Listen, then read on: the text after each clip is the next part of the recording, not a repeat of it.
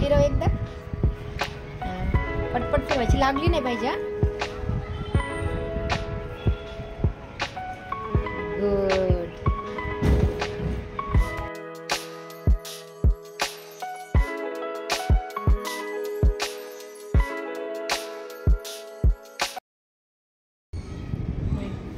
येते ना फिरवायला? रोज फिरवणार? टेरेसवरती येऊन? टेरेसवर छान वाटते का घरामध्ये छान वाटते रुद्रा? टेरेसवर. किती वेळ खेळणार आहे अजून? अजून थोडा वेळ. आता लहान मुलांसोबत फिरायला छान वाटते का? असं अजून थोडा वेळ. मंदिरात लहान मुलांसोबत फिरायला छान वाटते का? वरती टेरेसवरती खेळायला छान वाटते? नाही, पोरं खेळायला येतात ना माझ्या ते काय वाटतं बॉल त्यामध्ये पाठीमागे लागते ते बॉल घ्यायला. वरती छान वाटतं यायला फिरायला का बाहेर छान वाटतं? बाहेर नाही, वरती टेरेसवरती छान वाटतं. टेरेसवरती छान वाटते. अजून अर्धा दिवस थांबत आहे. अर्धा तास अजून अर्धा दिवस नाही, अर्धा तास अजून. आवडले की आपण जाऊ मग खाली. बरं.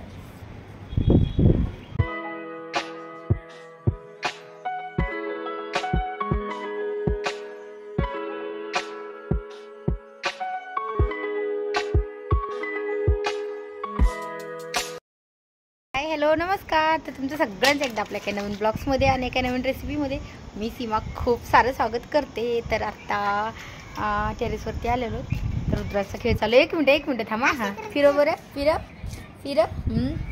कुठं बघितलं तू? हे कुठं बघितलं? दाखवले ते मोबाईलमध्ये ना? हां मोबाईलमध्ये बघितलंय. काठी फिरवायची. तर टेरेसवरती पाईप आहे सो तो फिरवतोय. येतो छान फिरवायला. फक्त त्याने एक वेळेस मोबाईलमध्ये बघितला होता असंच फिरवताना काठी वगैरे. कुणाचा लहान मुलांचा बघितला होता का? कुणाचा बघितला होता व्हिडिओ तू? लहान मुलांचाच. हां लगेच शिकला ना तू? तुला आवडतं ना फिरवायला? आपण एक काठी घेऊया अशी फिरवायला. आणि पाईप घेऊन जा. हा पाईप फिरवायची. ओके पाईप फिरवत जाऊ आपण. बरं. सो मी सगळ्यात अगोदर घेतलेली आहे हिरवी मिरची आणि आल्याचा थोडासा तुकडा घेतलेला आहे. तो पण थोडासा बारीक कट करून घेते. आणि हिरव्या मिरच्या थोड्याशा जास्त घेतल्यात, म्हणजे 5 हिरव्या मिरच्या घेतलेल्या आहेत. आणि मेन म्हणजे मला चटणी थोडीशी जास्त बनवायची होती आणि थोडीशी तिखट. कारण की जेव्हा आपण म्हणजे इडलीसोबत सांबर आणि चटणी दोन्ही पण बनवतो तेव्हा चटणी थोडीशी कमी तिखट केली तरी चालते. पण मला फक्त चटणीच बनवायची होती त्याच्यामुळे मी थोडीशी तिखट केली. आणि तिखट थोडीशी आम्हाला म्हणजे जास्त आवडती. तर त्यासाठी मग मी घेतलेल्या आहेत मिरच्या. आणि ना मिरच्या पण कट करून घेते. डायरेक्ट मिक्सरला लावल्या तरी पण चालत आहेत. पण काय होतं की माझं थोडंसं भांडं मिक्सरचं खराब झालेलं आहे. त्याच्यामुळं मग मी त्याच्यामध्ये टाकताना थोडंसं बारीक करते, म्हणजे ते लवकर बारीक होतं. नाहीतर मग मध्ये एक हिरवी मिरची अख्खी टाकली ना तर एक अर्धी मिरची अख्खी तशीच राहते. त्याच्यामुळे मग एकदम बारीक तुकडे करून टाकावं लागत आहेत. तर मी घेतलेले आहेत आता फुटाणे. मी त्याच्यामध्ये थोडेसे फुटाणे घालते किंवा फुटाण्याची डाळ असेल ना तर ती घालते. तर आता ह्याच्यामध्ये मी थोडेसे फुटाणे घालते. आणि आता आपल्याला ह्याच्यामध्ये घालायचं आहे खोबरं. तर खोबरं पण एकदम बारीक कट करून घेते त्याच्यामुळे, कारण की लवकर बारीक होत नाही मिक्सरच्या भांड्यामध्ये. नाहीतर असं थोडंसं मोठं असलं ना तरी पण चालतं. पण मी अगदी बारीक कट करून घेत होते. आणि खोबऱ्याच्या चटणीसाठी मी अख्खा एक नारळ घेतलेला आहे, कारण की आपल्याला जास्त नारळ घालूनच चटणी बनवायची आहे. आणि त्याच्यासोबत सांबार नाही त्याच्यामुळे मग चटणी जास्त होती.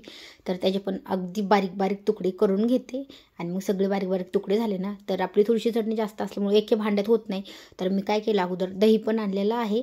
सो अगोदर ना म्हणजे जेवढं साहित्य काढलेलं आहे, हिरवी मिरची, फुटाणे, आल्याचा तुकडा, तर आणि त्याच्यामध्ये काही खोबरं घालायचं आपल्याला आणि काही कोथिंबीर घालायची. म्हणजे काय होतं की बारीक निघतं कोथिंबीर पण, म्हणजे दोन्ही भांड्यात थोडी घातली ना तर चांगली बारीक होती. आणि चटणी पण ग्रीन छान दिसते.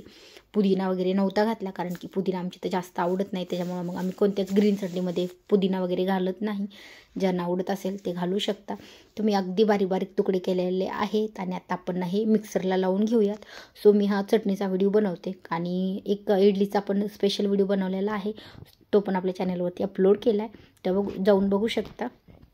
सो आत्ता घेतलेली आहे कोथिंबीर. आणि थोडीशी ग्रीन होण्यासाठी ना कोथिंबीर थोडीशी जास्तच वापरायची आहे.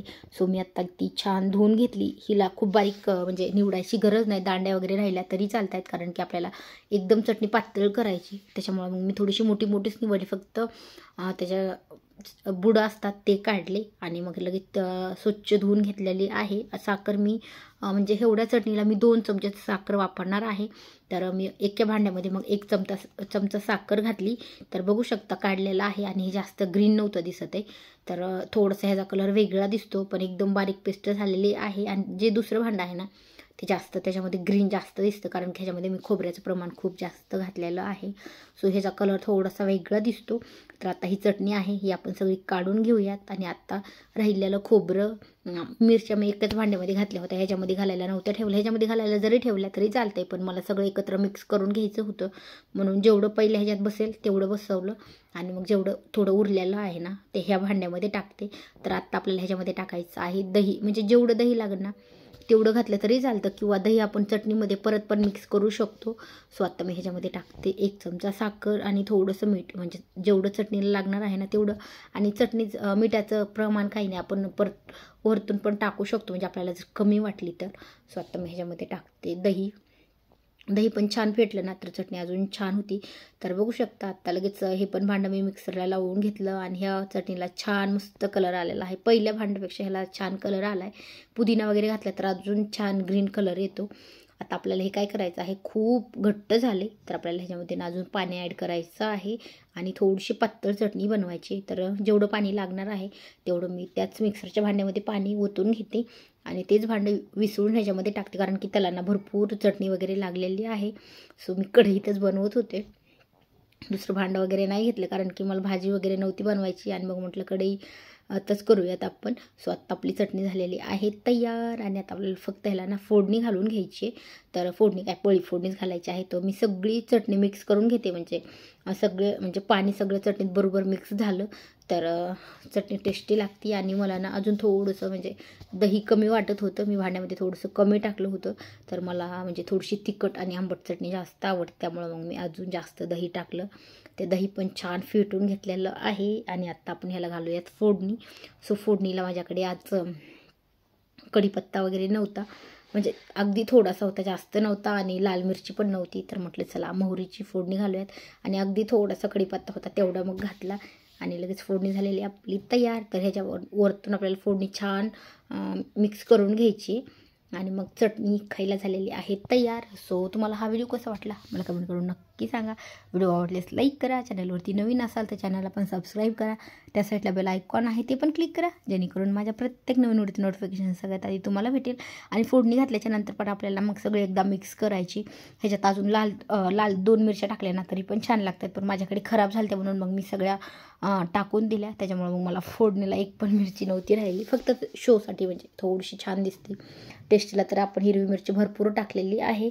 सो आत्ता बघू शकता मी बनवलेली इडली खूप दिवसातनं बनवली, पण छान झाली, मस्त झालेली आहे.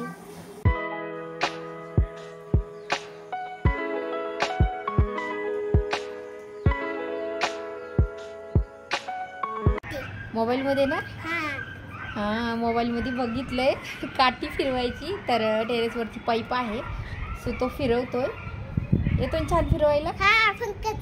फक्त त्याने एक वेळेस मोबाईलमध्ये बघितला होता असंच फिरवताना काठी वगैरे. कुणाचा लहान मुलांचा बघितला होता का?